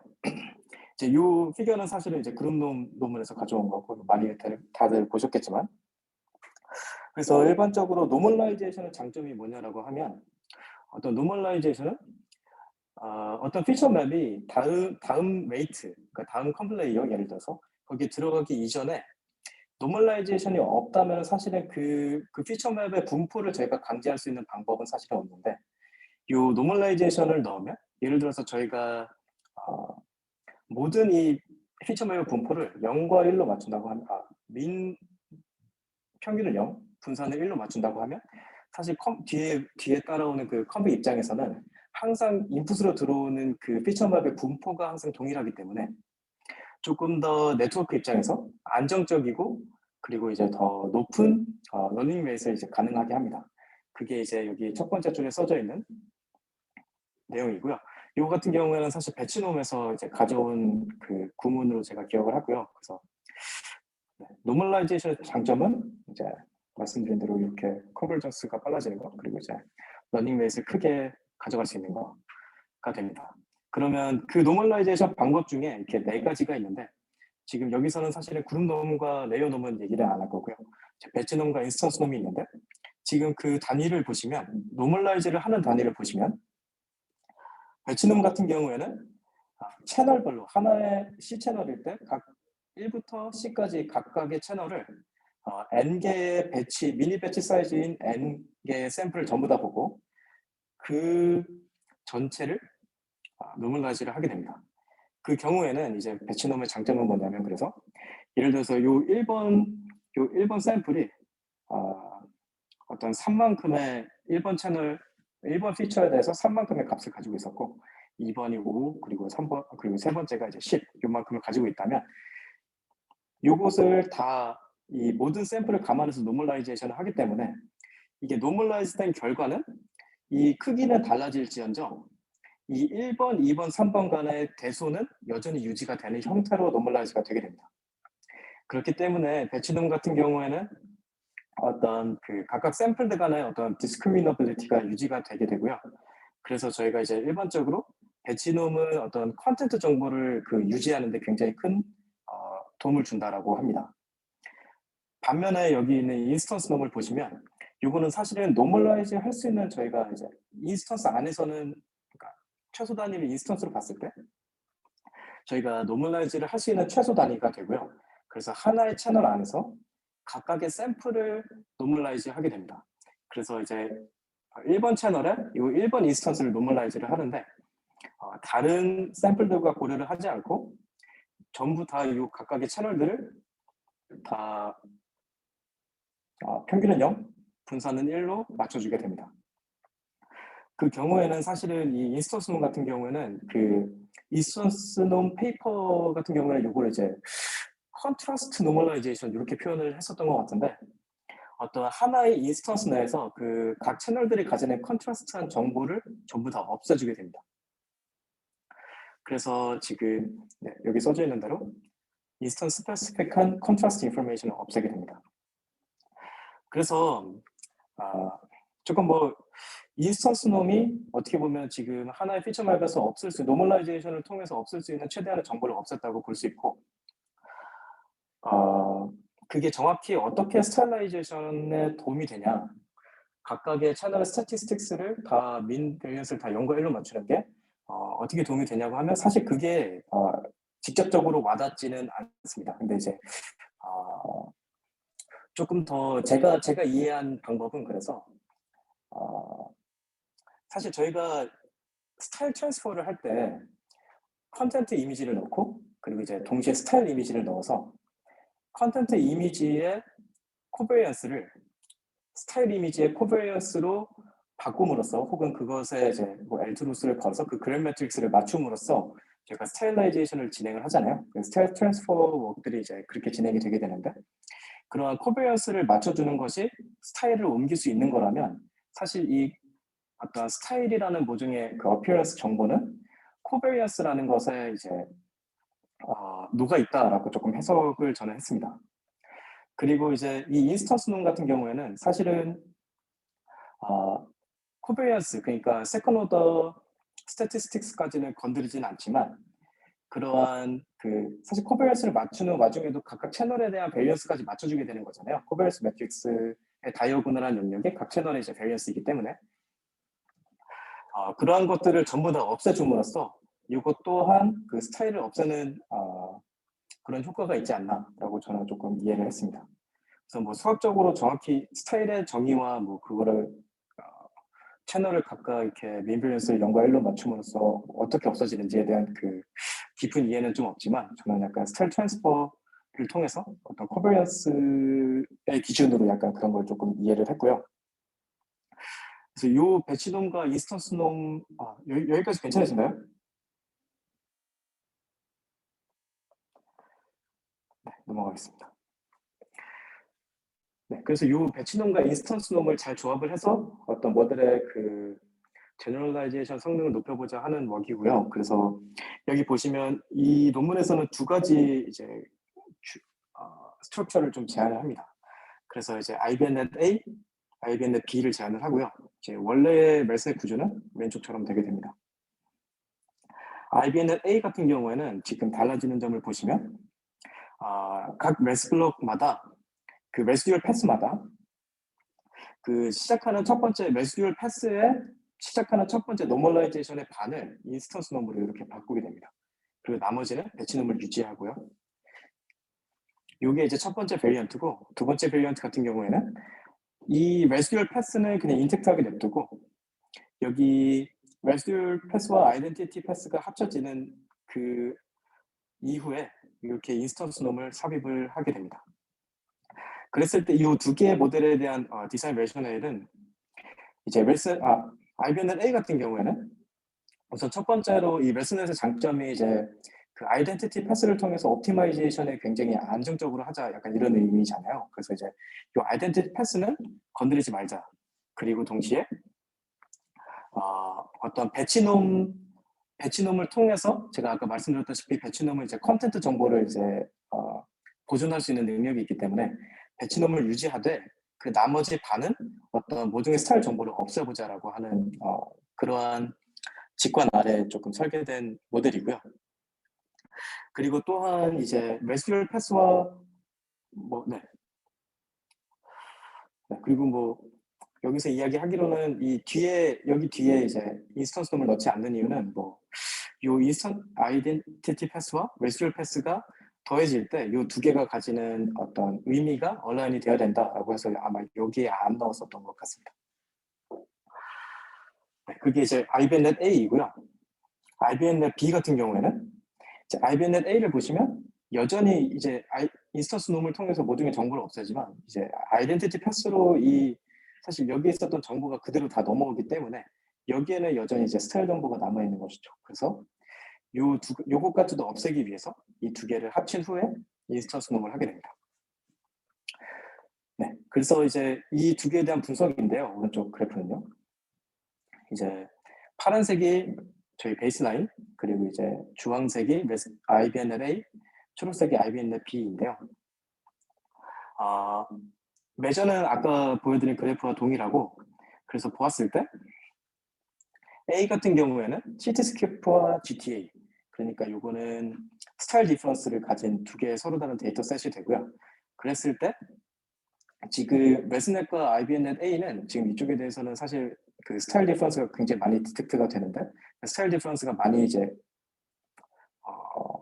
스타일 디퍼런스가 크다고 해야 되겠죠? 피처 맵과는. 근데 IBNet B 같은 경우에는 그 스타일 디퍼런스가 많이 줄어드는 것을 보실 수가 있습니다. 그리고 이제 마찬가지로 사실은 이쪽에서 조금 IBNet A가 이렇게 높게 나오기는 하지만 이제 그 다음 레이어로 갈수록 IBNet A는 레슨은 50보다는 스타일 그 디퍼런스가 더 적어지게 되고요. 네, 그래서 이제 마찬가지로 이 밑에도 똑같은 경우이고요. 요거는 이제 세그멘테이션이 아니라 이미지넷의 이미지넷과 이미지넷 스타일라이즈된 버전에 대해서 이제 똑같은 걸 재본 거고 마찬가지의 결과가 나타나게 됩니다. 그래서 IBNet A와 IBNet B가 뭔가 모종의 스타일 디퍼런스를 없애고 그 와중에 조금 인베리언트한 정보를 뽑아낸다라는 거를 이 그래프들을 통해서 알아낼 수 있고요. 뭐 아마 몇몇 분들은 여기 보시면 이렇게 초록색이 이렇게 다 죽어 있는 거를 보실 수가 있는데 요 같은 경우에는 이제 당연하게도 저희가 레스듀얼 패스가 끝난 다음에 요거 같은 경우에 요 1번, 4번, 8번 요게 그 스테이지가 끝나는 부분입니다. 그리고 요 IBNet B 같은 경우에는 매 레스듀얼 블록마다 있는 게 아니라 그 스테이지가 끝날 때만 요 인스턴스 놈을 넣기 때문에 사실은 이때 나오는 그 데이터의 부분은 다 민베리언스가 0과 1로 정확히 이제 나오게 되고요. 물론 밸류가 있지만요. 그래서 이 값이 작게 나오는 거는 그 끝에 인스턴스 놈이 있기 때문에 그렇게 되게 됩니다. 이제 세 번째 그래프는 클래스 컨텐트 디퍼런스인데요. 이제 두 가지 모두 보시면 굉장히 잘 보존이 되는 걸 보실 수가 있습니다. 그 컨텐트가 다른 그 디스크리미너블한 정보를요. 그래서 이제 그래프를 통한 분석은 여기까지고 최종 성능을 보시면 이제 테이블 1이 이미지의 밸리데이션 셋에 대한 이제 결과이고요. 이제 에러로 보여주게 되는데 이게 메스넷, 베이스라인, 그리고 IBNet A, IBNet B입니다. 보시면 이제 첫 번째 로우가 이제 원래 이미지넷이고요. 이거는 RGB 값에 50씩 더한 거, 이거는 레드에만 50 더한 거, 이건 스탠더드 데비에이션에 1.5를 곱한 거, 그리고 이건 이제 스타일이 다른 거 이렇게 되게 되는데요. 지금 보시면 IBNet A와 IBNet B 모두 그 에러가 더 좋아진 걸 보실 수가 있습니다. 에러가 그 레슨 50보다 베이스라인 대비 에러가 더 줄은 걸 확인하실 수가 있고요. 그리고 이제 IBNet A와 B 사이에도 어떤 컨시스턴시가 있는데 보시면 IBNet A 같은 경우에서는 그 소스 같은 경우에는 성능이 이제 제일 높지만 IBNet B보다 높지만 이제 뭔가 트레인 도메인이 아닌 뭔가 도메인 시프트가 일어났을 때는 IBNet B가 더 성능이 좋게 됩니다. 그 말은 뭐냐면 물론 이제 IBNet A도 어느 정도의 제너럴라이제이션 성능은 있지만 IBNet B가 조금 더 그 제너럴라이제이션 성능이 강하다는 걸 아실 수가 있고요. 그리고 동시에 이 제너럴라이제이션이 이렇게 더 강해지면 강해질수록 소스에서의 성능 또한 그러니까 컨텐트 디퍼런스 또한 조금 해칠 수 있다는 걸 조금 확인을 하실 수가 있습니다. 이 결과는 사실은 이제 테이블 6에서 보이는 이제 세그멘테이션 결과에서도 조금 일관되게 나타나고요. 그래서 보시면 소스 도메인에서는 IBNet A가 가장 높고 그리고 이제 다른 도메인에 갔을 때 그때는 IBNet B가 제일 높습니다. 그래서 이러한 결과를 보였고, 이제 테이블 4 같은 경우에는 이제 저희가 맨 처음에 이야기했을 때, 그 그래프에서 얘기했을 때 인스턴스 놈을, 그러니까 초기 레이어, 얼리 레이어들이 스타일 정보를 갖고 있을 가능성이 높으니 초반 레이어에만 인스턴스 놈을 넣어야 된다고 이야기를 했었잖아요. 그래서 보시면 그거를 하나도 안 넣었을 때, 1번 스테이지에만 넣었을 때, 1번, 2번에 넣었을 때, 1번, 2번, 3번, 그리고 전부 다 넣었을 때의 어떤 탑1과 탑5 에러를 보여준 거고요. 그랬을 때 이 어블레이션 상으로는 스테이지 1, 2, 3에만 인스턴스를 넣었을 때 가장 성능이 좋았다고 합니다. 여기까지 괜찮으신가요? 네. IBNet은 여기까지였고요. 이제 로버스넷에 대해서 설명을 드리도록 하겠습니다. 이 로버스넷은 저희가 작년 2021년 CPR에 낸 논문이고요. 오랄 프레젠테이션으로 붙었습니다. 이제 이 페이퍼의 이제 골은 얼반슨 세그멘테이션이기 때문에 저희가 학습하는 도메인에서 하나의 도메인에서 최대한 학습을 하되 동시에 이제 언센 도메인에서도 최소한의 성능을 유지하자라는 이제 아까 말씀드린 그 모티베이션을 똑같이 가져가고요. 이제 요 밑에 있는 피규어 같은 경우에는 저희가 모델을 시티스케이프스라는 어떤 데이터셋에서 학습시킨 후에 여기 보이는 거는 이제 BDD라는 또 다른 리얼 얼반슨 데이터셋인데 굉장히 다양한 그 환경에서 촬영된 데이터셋입니다. 그래서 이러한 강한 도메인 시프트가 나타났을 때 지금 오른쪽에 보시면 이게 이제 베이스라인인데요. 이거는 어떠한 제너럴라이제이션 기법도 넣지 않은 이제 그냥 세그멘테이션 모델이고 이 모델의 경우 지금 그 프리딕션이 상당히 망가지는 걸 보실 수가 있습니다. A 같은 경우에는 일루미네이션 체인지, 그리고 B 같은 경우에는 어드버스 웨더, 그리고 C 같은 경우에는 언슨 스트럭처에 대해서 어떤 도메인 시프트가 일어난 상황이고요. 그에 대비 저희가 제안한 알고리즘은 조금 준수한 리서너블한 성능을 보이는 걸 확인하실 수가 있습니다. 그래서 이제 이러한 디스트리뷰션 시프트가 있을 때의 어떤 트레이닝 방법론을 제안하는 이제 태스크들이 있는데요. 첫 번째로 이제 기존 그냥 베이스라인 같은 경우에는 이제 여기서 저희가 인디스트리뷰션이라고 얘기하면 이거는 이제 저희가 트레이닝하는 데이터셋을 의미하고요. 이제 out of distribution이라고 하면 트레인에 사용되지 않은 unseen 데이터셋입니다. 그래서 베이스라인 같은 경우에 그냥 인디스트리뷰션에서 학습하고 밸리데이션을 하기 때문에 out of distribution에 대해서 굉장히 망가지는 걸 보실 수가 있고, 어노멀리 디텍션 혹은 이제 노블티 디텍션 혹은 이제 out of distribution 디텍션 같은 경우에는 이러한 트레이닝 데이터셋이 아닌 그 트레인 디스트리뷰션에서 많이 떨어진 도메인 시프트가 많이 일어나는 데이터가 들어올 경우에는 이거는 OOD다라고 이제 예측을 하는 그런 태스크를 의미합니다. 그와 동시에 그것과는 또 다르게 이제 도메인 어댑테이션과 제너럴라이제이션 이런 태스크가 있는데요. 이거 같은 경우에는 어떤 소스 도메인에서 학습을 하되 이 타겟 도메인에서 잘해보자. 여전히 똑같은 시멘틱을 유지하는 out of distribution 데이터셋에 대해서 잘해보자라는 이런 목적을 가진 태스크이고요. 조금 더 구체적으로 도메인 어댑테이션 같은 경우에는 이제 스탠더드 머신러닝은 제가 아까 말씀드린 그 내용 그대로고요. 어댑테이션 같은 경우에는 이제 out of distribution 데이터가 저희가 뭔지는 알고 있습니다. 그러니까 모종의 도메인 시프트가 일어난 그 저희가 타겟 데이터, 타겟 디스트리뷰션을 저희가 알고 있고, 다만 그 타겟 디스트리뷰션에 레이블은 없는 세팅으로 진행을 하게 됩니다. 그러니까 예를 들어서 저희가 차를 가지고 예를 들어 저희가 시티스케이프로 학습한 모델을 이제 실제 자율주행에 갖고 나가 보면 이제 그 모델이 받아들이는 새로운 이미지들이 있잖아요.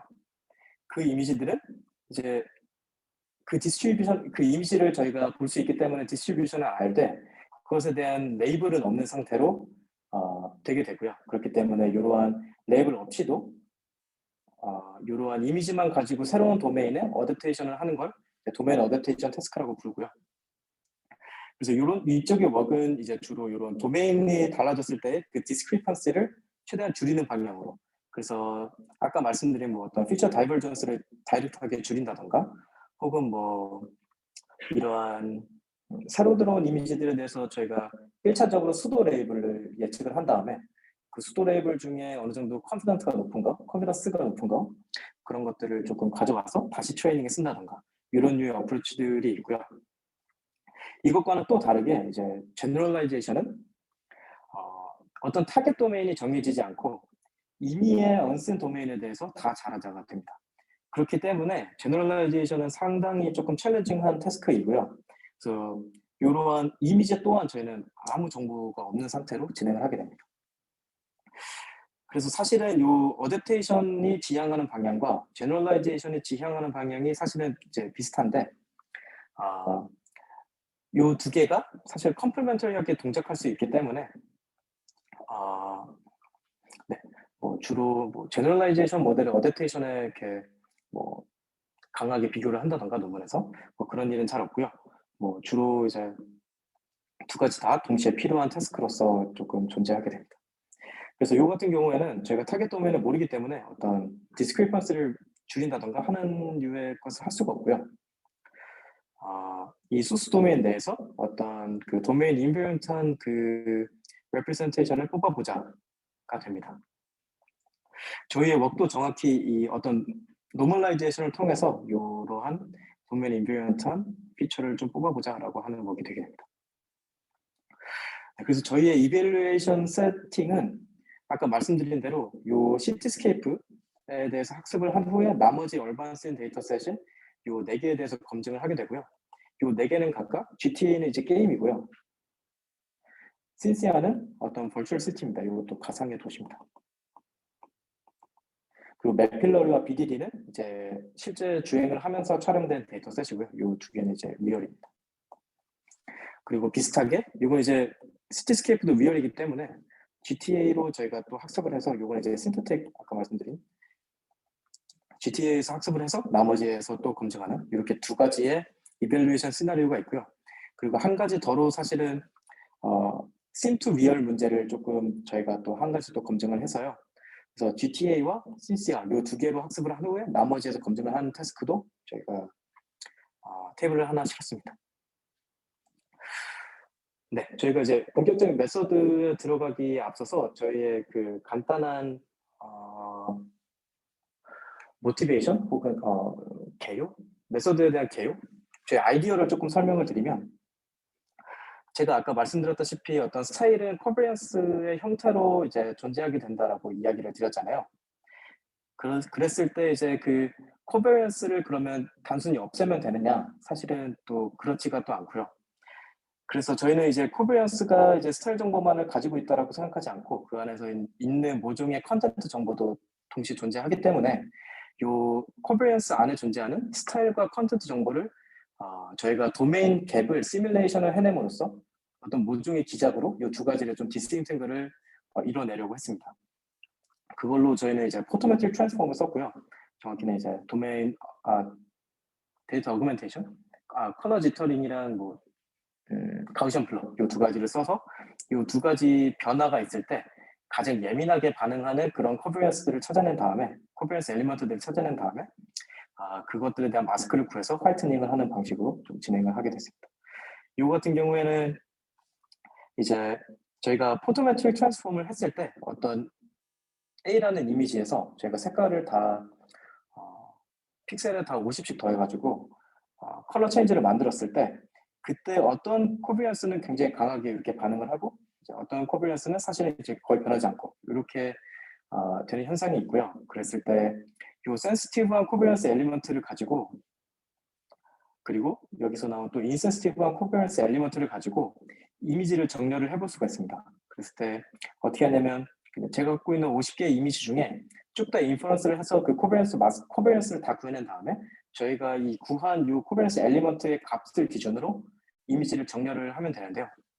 그랬을 때 보시면 그 결과가 이제 센시티브한 이 포토메트릭 트랜스폼에 의해서 많이 값이 바뀌게 되는 이 센시티브한 코비런스들은 이런 일루미네이션 체인지가 이미지를 정렬을 해봤을 때 일루미네이션이 바뀌는 현상을 이제 저희가 발견을 할 수 있었고요. 이 코비런스 값이 높아질수록 이미지가 굉장히 밝아졌고 이 코비런스가 작아질수록 일루미네이션이 어두워졌습니다. 네. 그리고 반대로 인센시티브한 코베런스를 기준으로 정렬을 해봤더니 이제 이 코베런스가 높아질수록 씬의 스트럭처가 좀 복잡해졌고 그리고 요거를 줄일수록 씬의 스트럭처가 굉장히 좀 간단해지는 현상을 보였습니다. 네. 여기까지가 저희의 인트로덕션이고요. 이후에는 저희의 프리리미너리를 조금 설명을 드리도록 하겠습니다. 여기까지 괜찮으신가요? 네. 우선은 이제 아까 이거 다 조금 설명을 드린 내용인데 첫 번째로 피처 코베런스가 스타일을 가지고 있다. 그래서 이제 스타일 트랜스퍼를 할 때 어떤 그래프 매트릭스를 맞춰주는 형식으로 트레이닝을 한다. 그리고 이제 오른쪽에 보이는 거는 이제 제가 알기로 어댑테이션 웍인데 도메인 어댑테이션 웍인데 어떤 서로 다른 도메인의 이미지들에 대해서 코베런스를 얼라인을 해줌으로써 도메인 어댑테이션이 성공적으로 좀 일어날 수 있다라는 것을 제안한 논문이고요. 그리고 이 코베런스가 스타일 정보를 그 인코드 한다고 했을 때 어떤 이제 화이트닝을 통해서 이 코베런스를 다 없앨 수가 있잖아요. 그래서 이 코베런스 매트릭스를 정확히 아이덴티티 매트릭스로 만들 수가 있는데 그것이 이제 이 화이트닝을 활용해서 이제 스타일 트랜스퍼를 하는 웍도 있습니다. 그래서 이 WCT라는 논문이고요. 사실 이거는 스타일 트랜스퍼 하시는 분들은 많이 아실 텐데 WCT 이후에 이 WCT를 이용해서 스타일 트랜스퍼를 한 되게 많은 웍들이 좀 있고요. 그래서 이러한 논문들을 보았을 때 화이트닝을 통해서 어떤 모종의 스타일을 지우고 다시 그 지워진 그 아이덴티티 매트릭스에 스타일 이미지의 코베런스를 다시 끼워 넣음으로써 그러니까 요거는 이제 트랜스폼을 2번 하는 거죠. 넣음으로써 이런 스타일 트랜스퍼가 성공적으로 일어날 수 있었고 그리고 이제 요 같은 경우에 보시면 화이트닝을 했을 경우에 모종의 스타일이 제거되는 걸 확인하실 수가 있고 그래서 이제 화이트닝을 통해서 저희가 스타일을 없앨 수 있다라는 것들을 보여주는 웍입니다. 네, 이제 화이트닝 트랜스폼은 아마 여기 계신 분들 대부분 다 아시겠지만 어떤 코베런스에서 이거를 정확히 이제 이런 아이덴티티 매트릭스로 만드는 과정이 있고 그랬을 때는 사실 이 아이젠 디컴포지션이 필요하게 됩니다. 이 매트릭스에 대한 아이젠 디컴포지션이 필요하고 그래서 저 매트릭스에 대해서 아이젠 벡터와 그때의 아이젠 밸류를 구하고 그걸로 그 주축들로 이 디스트리뷰션을 돌려서 각각의 코베런스로 각각의 밸런스를 다 1로 만든 후에 다시 원래 디스트리뷰션으로 돌려놓는 이러한 것을 이제 화이트닝 트랜스폼이라고 하고요. 정확히는 여기 이거 CS231에 나온 이제 화이트닝 트랜스폼에 대한 설명인데 어떤 오리지널 데이터가 이렇게 있으면 요거에 이제 원점을 다 제로 센터가 되도록 이렇게 옮겨놓고 그러면은 제가 알 수 있는 건 요거에 대해서 주축이 이렇게 아이젠 디컴포지션을 하면 아이젠 벡터를 구하면 이렇게 이제 2개의 주축이 나올 거잖아요. 그 2개의 주축을 X축과 Y축으로 이렇게 맞춰주게 됩니다.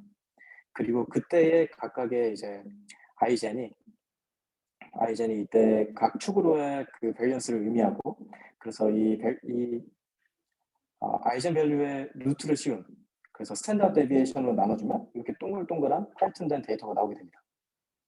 근데 이제 물론 이것도 이제 화이트 됐다고 이야기하지만 저희가 이제 앞에서 요거를 디코릴레이션 했잖아요. 그래서 이제 코릴레이션은 전부 다 없앴는데 그래서 로테이션을 했잖아요. 그렇기 때문에 요 동글동글한 상태에서 다시 원래의 로테이션 매트릭스의 인버스를 취해서 다시 원래의 디스트리뷰션으로 돌리게 됩니다.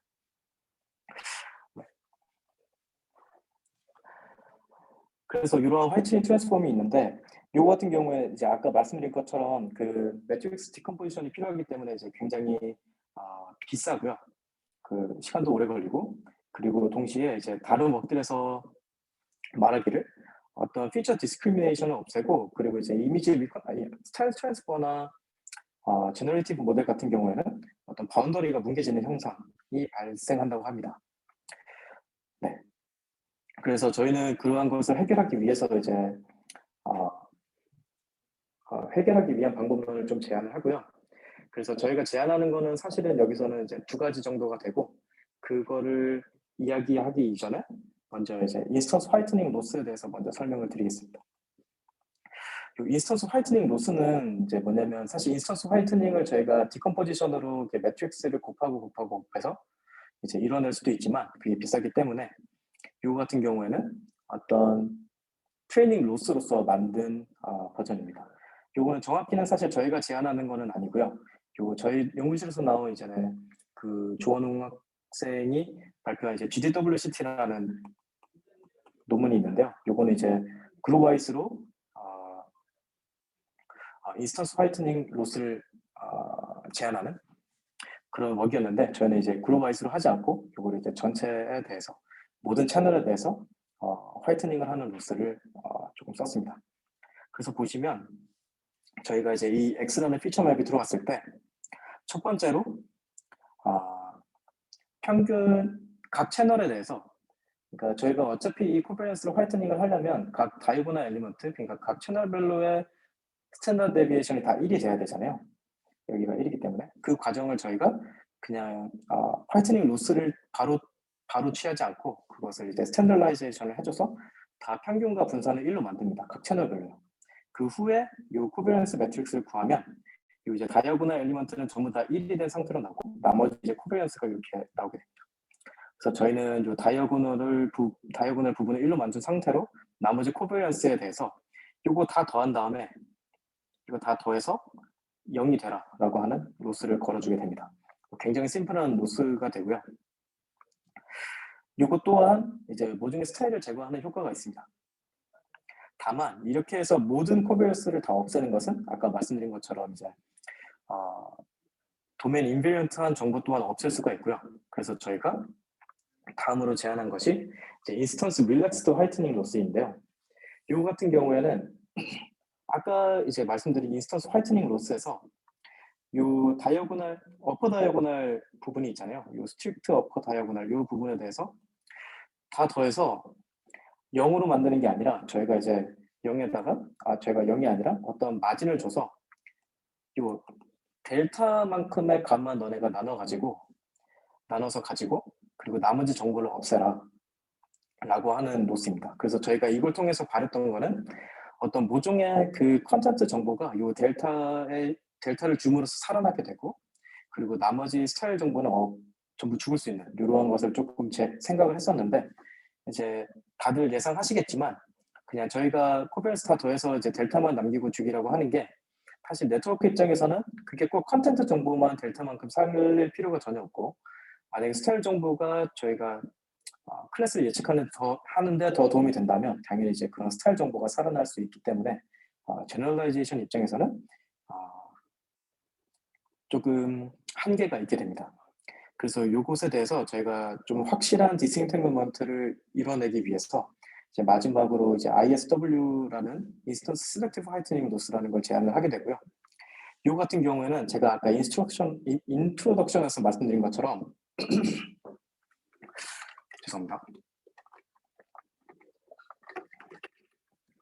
네, 인트로덕션에서 말씀드린 것처럼 저희가 도메인 갭을 어떤 A라는 A라고 하지 말고 여기 이제 소스 도메인에 있는 이미지인데 여기에 어떤 포토매틱 트랜스폼을 통해서 저희가 어떤 도메인 갭, 어떤 도메인 시프트, 디스트리뷰션 시프트가 일어난 현상을 조금 가정을 했습니다. 그래서 원래 이미지 X와 그것의 어그멘테이션을 취한 이 두 개의 이미지를 가지고 각 레이어별로 각 레이어라고 하면 사실 저희는 여기서는 그 이제 아까 앞에서 설명한 IBM넷에서 그 이제 쉘로우 레이어가 요 스타일 정보를 갖고 있다고 했기 때문에 그 쉘로우 레이어, 그러니까 스테이지 1, 2, 3에 대해서만 이제 요거를 걸었고요. 요 로스를 걸었고 그래서 그 세 개의 레이어에서 코베런스 매트릭스를 저희가 뽑은 다음에 요 어그멘트된 이미지 그리고 원래 이미지 요 두 개에 대해서 코베런스의 차이를 이렇게 구하게 됩니다. 요 V가 그 차이를 나타내는 그 매트릭스고요. 그래서 보시면 지금 여기 이렇게 파란색으로 그 네모쳐진 요 엘리먼트들이 요 포토매틱 트랜스폼에 의해서 강하게 변한, 센시티브하게 변한 그러한 엘리먼트들이고요. 그래서 저희가 이러한 것들을 이러한 센시티브한 애들만을 골라서 이런 마스크를 구했습니다. 그래서 이 마스크를 구하고 이 마스크를 한번 구한 이후에는 이 마스크에서 센시티브하다고 하는 그 엘리먼트들만 저희가 로스를 줘서 이 ISW 로스를 줘서 전부 다 0으로 만들도록 학습을 진행을 했습니다. 이제 정확히는 이 센시티브한 그 코베런스 엘리먼트들을 어떻게 구분을 해내냐라고 하면 사실은 이 코베런스의 절대적인 값으로 나눌 수도 있긴 한데 그 경우에는 저희가 이제 뭐 A라는 데이터셋을 쓸 수도 있고 B라는 데이터셋을 쓸 수도 있고 그 사이에 어떤 하나의 값으로 어떤 하이퍼 파라미터가 걔네들이 나타나는 그 코베런스의 값이 항상 같은 분포라고 생각하지 않아서 저희는 이제 어떤 하나의 절대적인 값으로 나누기보다는 클러스터링을 조금 진행을 했고요. 그래서 이제 K-미스 클러스터링을 진행한 후에 그 중에 이제 탑 N개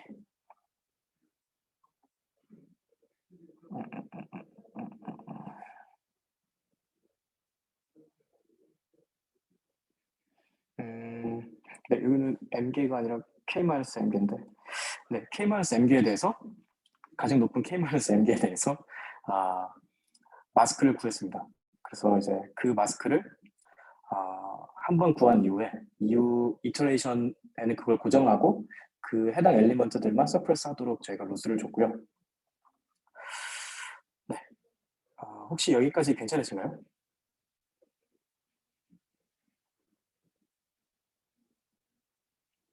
네, 이제 여기까지가 저희 그 프로포스 메소드 설명이었고 이제 실험 결과에 대해서 조금 말씀을 드리면 먼저 GTA에 대해서 학습을 해서 나머지 이제 4개에 대해서 제너럴라이제이션 성능을 보았고요. 그 끝에 있는 G는 소스 도메인입니다. 첫 번째 C는 시티스케이프스, B는 BDD, M은 매필러리 이렇게 3개는 리얼 도메인이고요.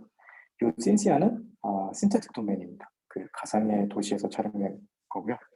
보시면 저희 모델이 저희가 제안한 3개가 있고 제안한 모델이 이제 가장 높은 성능을 보였고 지금 베이스라인 같은 경우에는 여기는 베이스라인은 진짜 아무것도 안 한 제너럴라이제이션 방법이 적용되지 않은 세그멘테이션 모델이고 SW 같은 경우는 이제 스위처블 화이트닝이라는 논문인데요.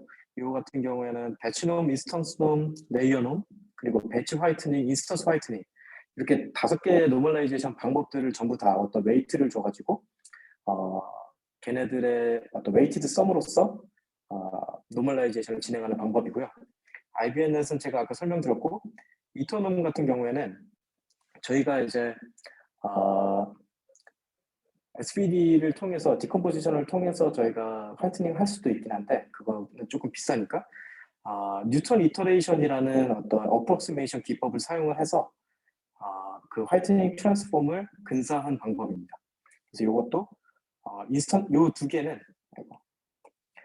개는 인스턴스 화이트닝 트랜스폼을 조금 근사한 방법이라고 보시면 될 것 같고요. 네, 그러한 방법론들보다 저희 거가 성능이 더 좋게 나왔고 그 시티스케이프에 학습해서 이 2개의 리얼 그리고 이제 2개의 신테틱에 봤을 때는 저희가 BDD 매필러리 신시어에 대해서는 이제 성능이 좀 좋게 나왔고요. GTA 같은 경우에는 이터놈에서 조금 더 좋은 성능을 보였습니다. 근데 이제 보시면은 둘 다 소스 도메인에 대해서 요 GTA 그리고 시티스케이프스 요 소스 도메인에 대해서는 제너럴라이제이션 성능이 높을수록 성능이 떨어지는 걸 확인하실 수가 있고요.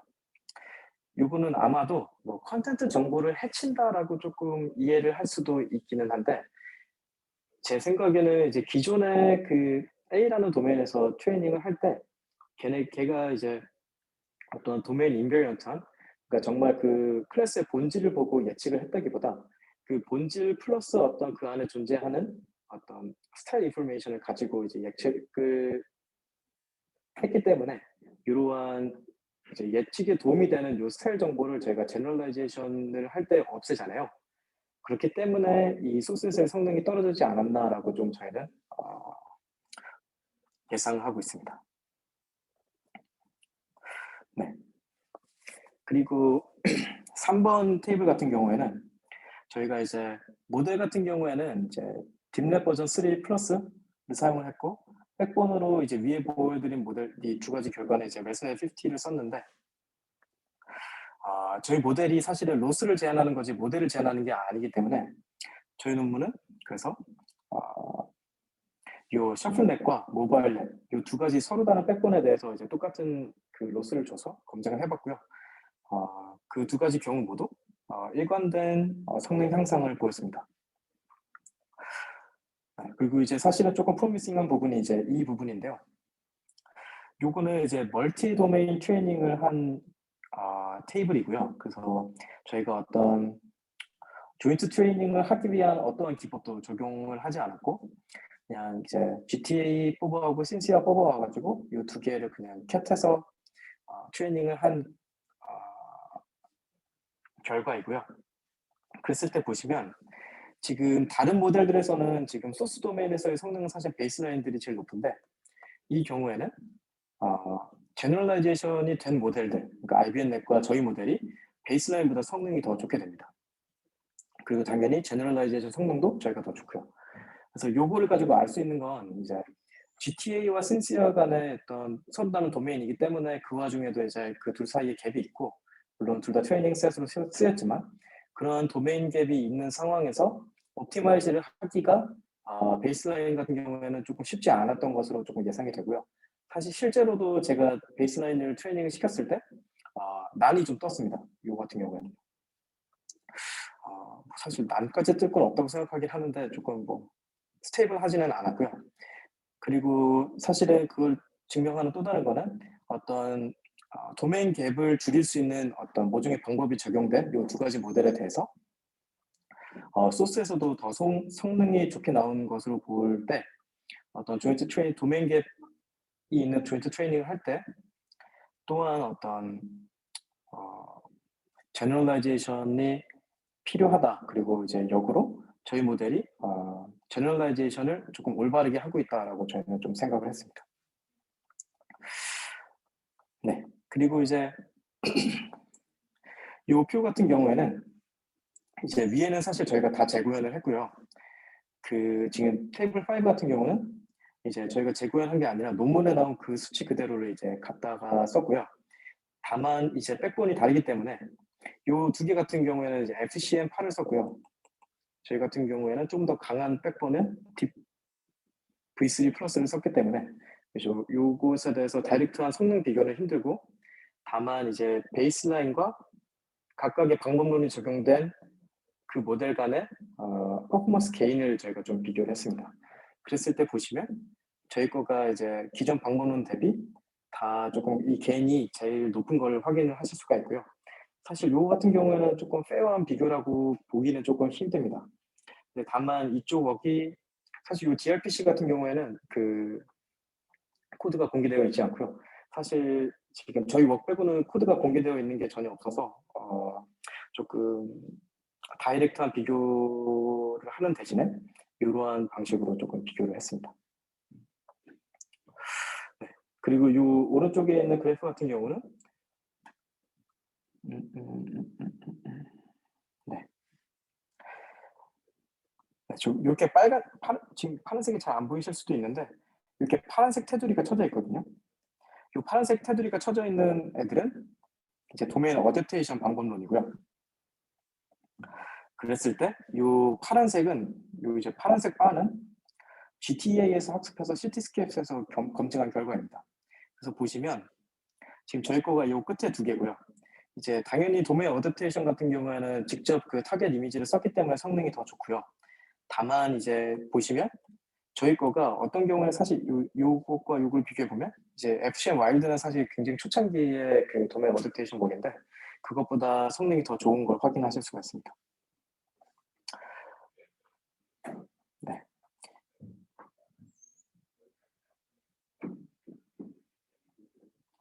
네, 넘어가도록 하겠습니다.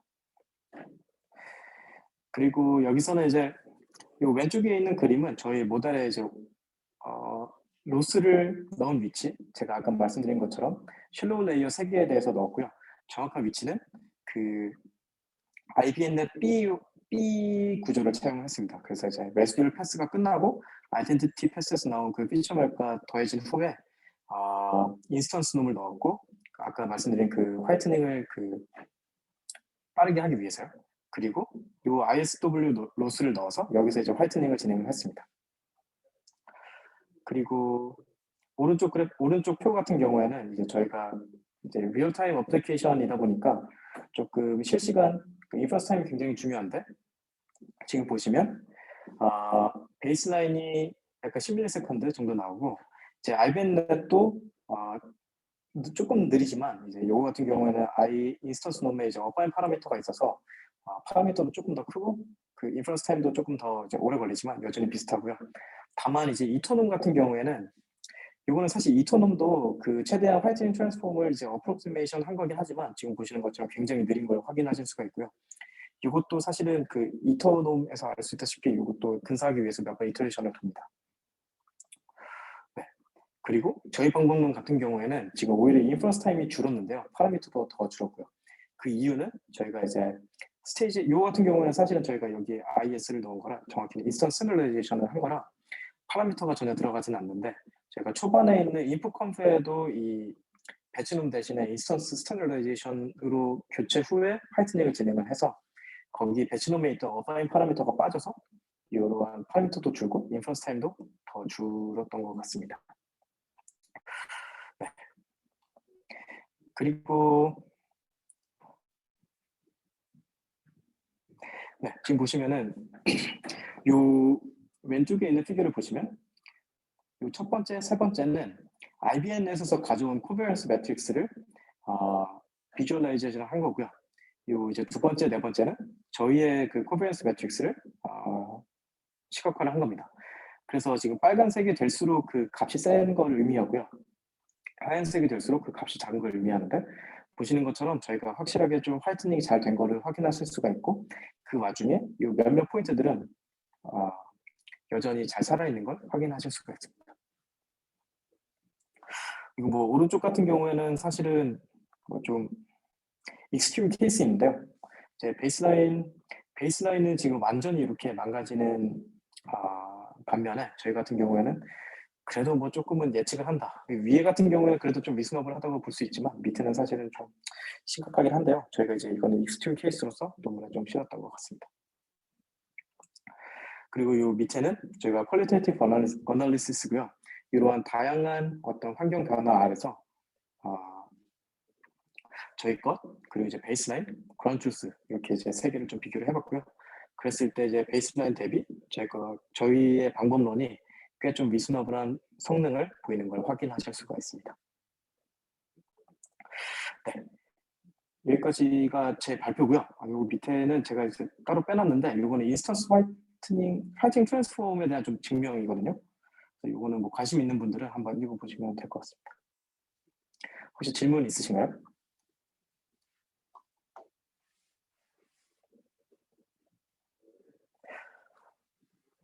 없으시면 발표 여기서 마치도록 하겠습니다. 감사합니다. 네, 수고하셨습니다. 감사합니다.